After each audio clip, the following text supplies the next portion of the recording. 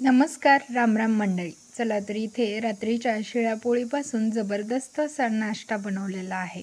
तर इथे तो नाश्ता कसा बनवला, आलं ना तोंडाला पाणी? तर हा व्हिडिओ पूर्ण पहा. तर चला आपण याची सुरुवात करूया. तर इथे आपण रात्रीच्या 2 शिळ्या पोळ्या घेतलेल्या आहेत. ह्या प्रत्येकाच्या घरात 1-2 पोळ्या शिल्लक राहतात. तर इथे आपण त्याचबरोबर 2 चमचे तेल व 1 वाटी गूळ घेतलेला आहे. तेलाच्या ऐवजी तुम्ही तूपही घेऊ शकता. तर इथे आपण गॅसवरती कढई ठेवलेली आहे. कढईमध्ये आपल्याला इथे दीड ग्लास पाणी घालून घ्यायचं आहे. इथे आपण 1.5 ग्लास पाणी घालून घेतलेलं आहे. त्याचमध्ये आपल्याला इथे 1 वाटी गूळ व ते तेल घालून घ्यायचं आहे आणि याला छान मिक्स करून घेणार आहोत. इथे आपण आता याला छान मिक्स करून घेत आहोत आणि याला उकळण्यासाठी आपण असंच ठेवणार आहोत. आता इकडे आपल्याला ही पोळी कट करून घ्यायची आहे.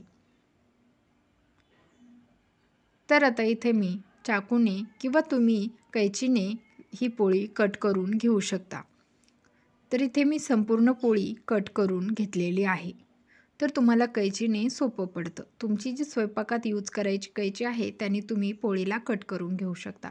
तर इथे मी पूर्ण पोळी कट करून घेतलेली आहे. इथे आपल्या गुळाच्या पाण्याला छान अशी उकळी आलेली आहे. तर इथे आता आपल्याला उकळी आलेल्या गुळाच्या पाण्यामध्ये ह्या पोळीला अशा पद्धतीने सोडून घ्यायचं आहे. तर मी इथे सर्व पोळी टाकून घेतलेली आहे. आता याला आपल्याला पुन्हा छान मिक्स करून घ्यायचं आहे आणि याला लो टू मीडियम गॅसवरती आपण छान शिजवून घेणार आहोत.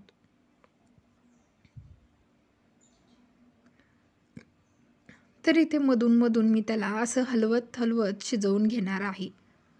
तर इथे आपल्याला लास्टला गोड पोळी किंवा शिरा तयार झालेला आहे. तर तुम्ही पाहू शकता, दिसायलाही सुरेख आणि चवीलाही अप्रतिम लागतो. एकदा नक्की बनवून पहा. तर इथे आता आपला शिरा तयार झालेला आहे. इथे आपण गॅस बंद करणार आहोत. तर इथे मी तुम्हाला आता आपण एका डिशमध्ये याला काढून घ्यायचं आहे.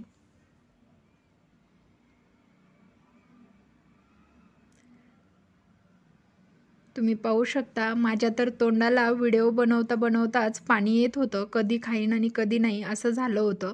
तुम्हालाही झालं आहे ना असंच? तर तुम्हीही नक्की बनवा एकदा आणि तुम्ही बनवल्यानंतर कसं झालं हेही मला कमेंटमध्ये सांगा. तर त्याचबरोबर आपण इथे आता याला डेकोरेट करण्यासाठी काजू बदाम वरतून टाकत आहोत. हे तुम्ही स्किप केलं तरी चालेल. मी हे व्हिडिओसाठी टाकत आहे. एक दिसायला छान डिश दिसावी म्हणून, बाकी काही नाही.